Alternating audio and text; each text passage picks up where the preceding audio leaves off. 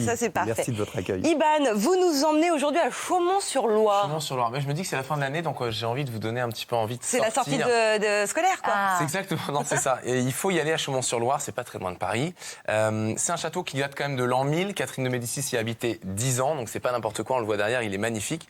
Les plus grands artistes contemporains au monde exposent dans ces parcs et même dans le château. On y allait avec Valentin Jehin, il a fait de très belles images. Je tiens à vous Bien dire. belles images. De bien belles images. Regardez ce que ça donne.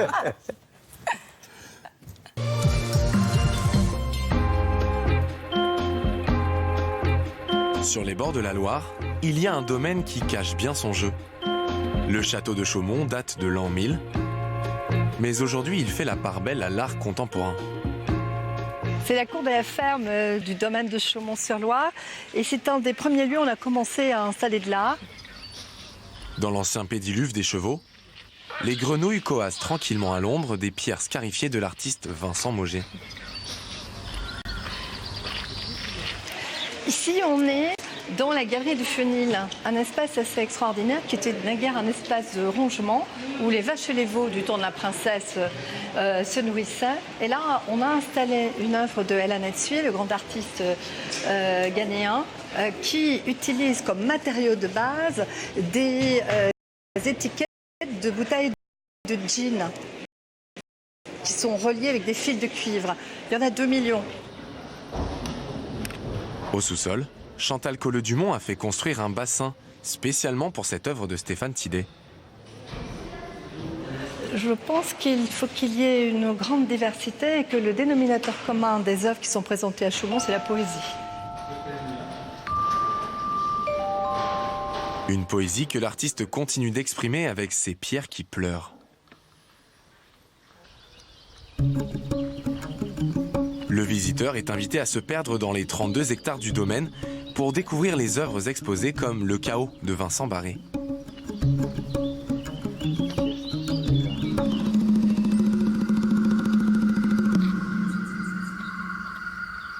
Derrière le château, cette petite cour est dédiée aux amateurs de la nouvelle vague.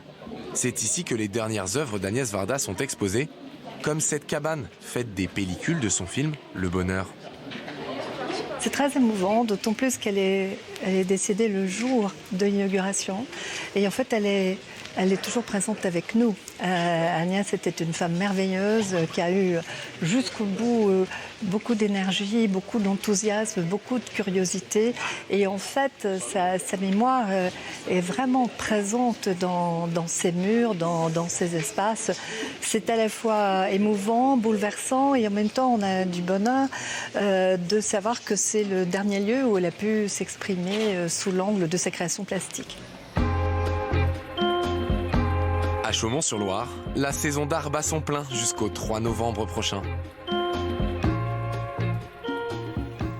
On a l'impression que les planètes sont un peu alignées là-bas quand même. Hein, C'est ça, en pour fait c'est l'art. un triptyque qui marche puisqu'il y a un patrimoine incroyable avec ce château. Il y a aussi donc du coup le parc, il y a 32 hectares avec de l'art partout, il faut se perdre, voilà, il y a des espaces sauvages, on aperçoit une œuvre un petit peu par hasard. Et le troisième côté du triptyque, c'est le festival de jardin, c'est le plus grand festival de jardin au monde, donc c'est magnifique, il faut vraiment y aller. L'œuvre de Stéphane Tidé, que vous avez vu, l'ampoule qui glisse sur l'eau, c'est recouvert de lentilles d'eau. Donc c'est un endroit qui donne aussi, qui fait la part belle à l'environnement, puisque vous avez vu, il y a des grenouilles qui s'amusent un peu partout. Et il y a des espaces qui sont laissés sauvages avec des herbes folles, donc il faut vraiment y aller. Il n'y a pas de produits toxiques dans les parcs, donc on peut prendre 1 jour, 2 jours pour y aller. Je vous conseille vraiment d'aller à Chaumont-sur-Loire. Le 4e élément, c'est la Loire.